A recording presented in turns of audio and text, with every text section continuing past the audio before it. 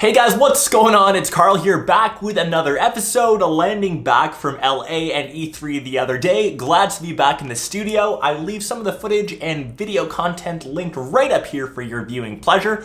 We do have a bit of a pileup though of boxes that were waiting for me when I got back. We've got the 2017 MacBook, 2017 MacBook Pro. Let's do a comparison as we've got 12 inches versus 13 inches, close in price. Maybe you're wondering which one of these you should grab.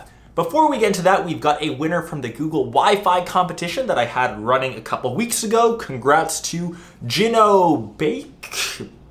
I hope I pronounced your name right. You won that, and that's being shipped over to you as we've already swapped some emails, so congrats. We've got a couple more contests running on the channel. I will leave them linked up here, up there, so good luck. And let's get to our MacBooks. The first thing that we'll talk about is the price. They both start at $12.99 for the base models. And if you're not looking to spend one extra cent than that, I will just straight up say, get the MacBook Pro, end of discussion, that's it. It's got a better processor, has a better graphics card, has an extra USB-C port for the same price. I think that should make up your mind for you. If you look at these two models here though, that's where things get a bit different. On the MacBook side, which is new to this year, you can now upgrade to 16 gigs of RAM, have a Core i7, which I've done, that will run you $2,000. Over on the MacBook Pro side, we also have an i7, also have 16 gigs of RAM, slightly better graphics card, touch bar. And for USB-C ports, you're looking at $2,500, so that's where the price difference starts to get larger than the 1-inch difference in size. The biggest thing, which I will say, is the actual size. 2 pounds, 12 inches, 3 pounds, 13 inches. Makes a huge difference, especially if you're carrying these around the entire day, just like I did at E3. No matter how many guns you have, having the 12-inch MacBook, to me, is a better option. Still, no matter how much money you throw at this guy or how many options you click, we only have one USB-C port. I think for me, that's just a deal breaker.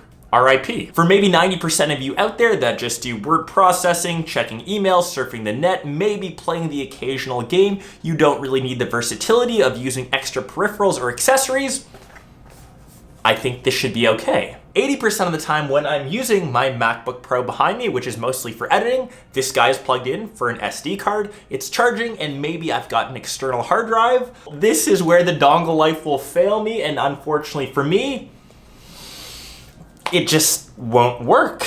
The rest of you out there not doing photo, video work, I think this should be just okay. It's the first time the MacBooks now have the option of getting 16 gigs of RAM. I would check that box off as everything is soldered on and you can't upgrade after the fact. We're getting one speaker up top, the Force trackpad is smaller, and maybe the biggest change and complaint that I had from the original MacBook, which is now upgraded, this now has version 2 butterfly switches found on 2016 MacBook Pro, 2017 MacBook Pro. Typing on this is way more manageable and enjoyable, so that's good. That's a big plus in my books. We're getting around 10 hours of battery life on the MacBook, which is around the same on the MacBook Pro for just regular day-to-day use, nothing too graphic intensive. And to tell you the truth, I do prefer the size, the form factor, just because this is lighter, it's smaller, especially if you're carrying this around the entire day. Students, parents, no one doing that pro stuff that needs the extra ports, I would settle just for the standard MacBook. If I could carry around 2 laptops, which I know is a bit ludicrous, this for just doing standard emailing, browsing the net, just the normal day-to-day stuff. We've got the Grail right here. When I'm editing, which seems to be quite a bit, this is where the MacBook Pro shines. I think for my purposes, you kind of see which way I'm leaning. Now onto the MacBook Pro, which you've kind of heard my rant, having 4 USB-C ports. I think I've only used all 4 maybe once or twice, but I definitely need 2 to 3 all the time. And what I still find a bit head scratching, the 13-inch models still don't have a dedicated video card and dedicated video RAM like on the 15-inch models. I think that would make this the ideal purchase if you're looking for a powerhouse. And don't get me wrong, you can still edit video without a problem. 1080p is like a breeze. 4K is where stuff starts to slow down. And if you're really serious about that, I think you'll have to upgrade to the 15-inch model just to have that extra power. So here on the 13-inch model, that 1 extra inch is making the difference. We've got speakers on both sides, a larger trackpad, which I do prefer, and the overall screen, having that extra inch does make a difference, and there is where I prefer this guy. In the end, you really have to ask yourself what you're using your MacBook for. 90% of you, I think, will get away with this guy, and the other 10% that need that extra power, you are gonna pay for it, but I think you only have that one option. I do prefer the lightweight and form factor of this guy, but for me here on YouTube, this guy is the winner for me.